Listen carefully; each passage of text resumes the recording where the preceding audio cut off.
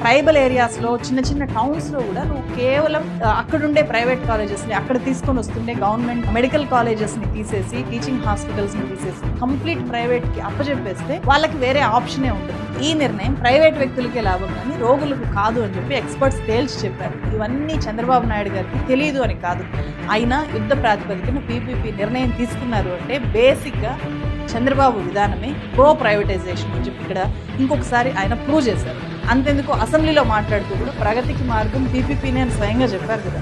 చంద్రబాబు నాయుడు గారికి ఉన్న ట్యాగ్ ఏంటి? The vision of Chandrababuji. I mean his vision of amazing. He is a visionary. గొప్ప visionary అనే ప్రచారం ఉంది కదా. ప్రజలు ఆయన్ని ముఖ్యమంత్రిని చేసింది ప్రజల కోసం పనిచేయడానికే కానీ ప్రజల ఓట్లతో గెలిచి ప్రజల డబ్బును ప్రజల ఆస్తుల్ని ప్రైవేట్ పరం చేయడానిక?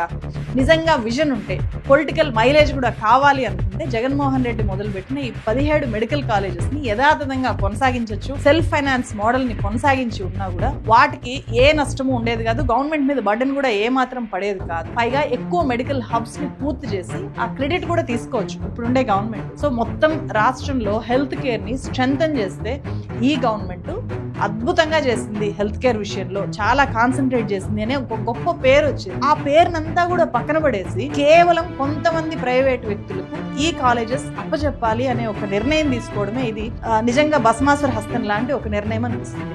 అంటే గత ప్రభుత్వం బిల్డ్ చేసిన దాన్ని పనిగట్టుకుని ధ్వంసం చేస్తూ ప్రజారోగ్యాన్ని ప్రమాదంలోకి నెట్టేస్తున్నారు. ఇక్కడ దీన్ని అడ్డుకోవాల్సిన బాధ్యత ఎవరికి ఉంది?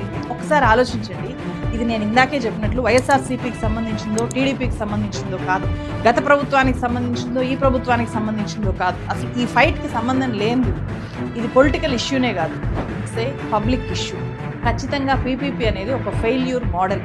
మళ్ళీ తీసుకొని వచ్చినా దాన్ని సక్సెస్ఫుల్ మోడల్గా ఉంటుంది అనే హామీ ఎవ్వరూ కూడా ఇవ్వలేదు. గవర్నమెంట్ ఒక తప్పుడు దారిలో వెళ్తున్నప్పుడు రియలైజ్ అయ్యేలాగా చేయాల్సిన బాధ్యత ప్రభుత్వానికి ఓనర్లుగా మన మీదనే ఉంది. యువతగా ఆ బాధ్యత చాలా ఎక్కువగా ఏపీ యూత్ మీద ఉంది. ఏమంటారు? ఈ వీడియోలో మీకు అర్థమయ్యేలాగా అన్ని కోణాల్లో నుంచి చెప్పడానికి నాకు టైం పట్టింది. ఇక్కడ దాకా మీరు చూశారు అంటే మీ అందరికీ థ్యాంక్ యూ సో మచ్. చూసిన ప్రతి ఒక్కరు కూడా దీన్ని షేర్ చేయండి, దీని మీద క్వశ్చన్ చేయండి. పబ్లిక్ సెక్టార్ని మనం కాపాడుకోలేకపోతే చివరికి చాలా మూల్యం చెల్లించుకోవాల్సి వస్తుంది, హెల్త్ని రిస్క్లో పెట్టాల్సి వస్తుంది. సో ఇది మీకు అర్థమైంది అని అనుకుంటున్నాను.